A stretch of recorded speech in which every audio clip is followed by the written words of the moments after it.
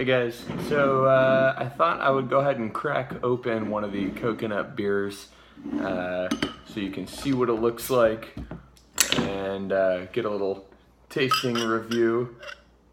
So one thing to keep in mind with this beer, the way I did it at least, was with shredded coconut, you get a lot of solid material in the fermenter. So you do have to leave, a good ½ inch in the bottle to make sure you're not picking up anything.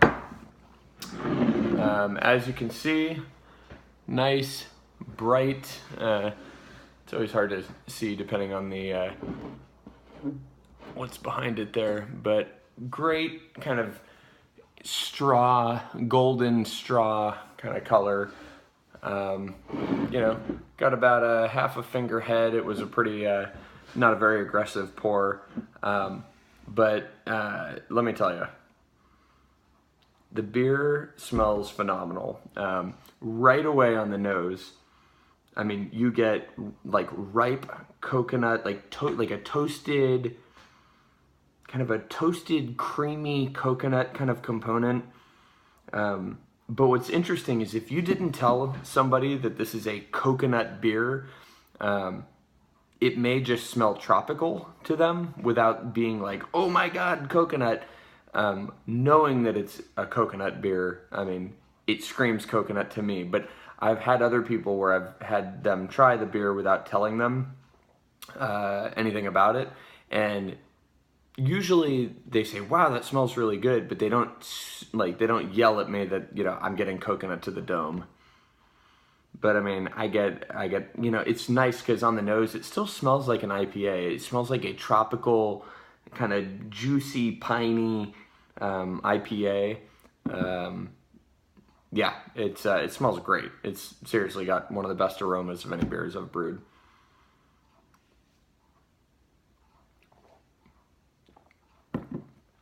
Yeah, I love this beer.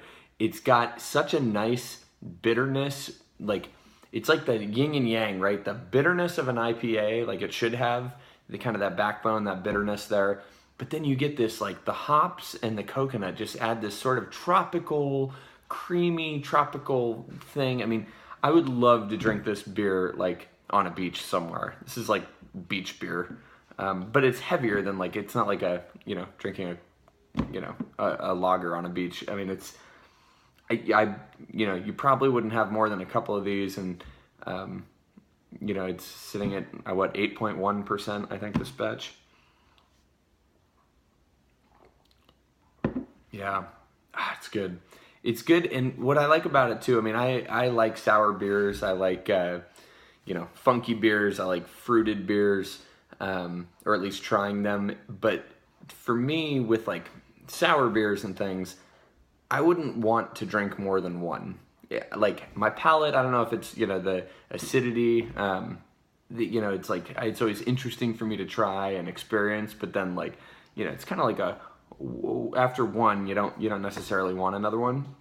But with this, I get a lot of the same sort of interesting things going on that you can sit there and smell it and talk about it. But yet it's still an IPA. It's still a beer that you could pop a couple of these open, and it's very drinkable, very approachable.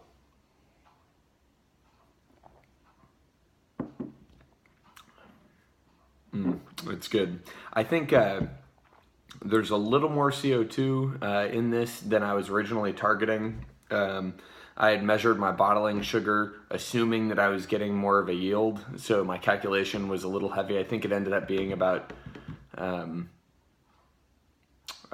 3, whatever the measurement is, not parts per million, but I think I was shooting for 2.7 and ended up hitting 3 in terms of carbonation. But it doesn't taste overly spritzy, but it's good. Yeah, I don't know what else to say. I would love for other people to try and tweak this recipe, give it a whirl, tell me what you think, share it, get people's feedback. I really had a fun time brewing. It kind of opens up my eyes too to just experimenting with your beers and trying something different, you know.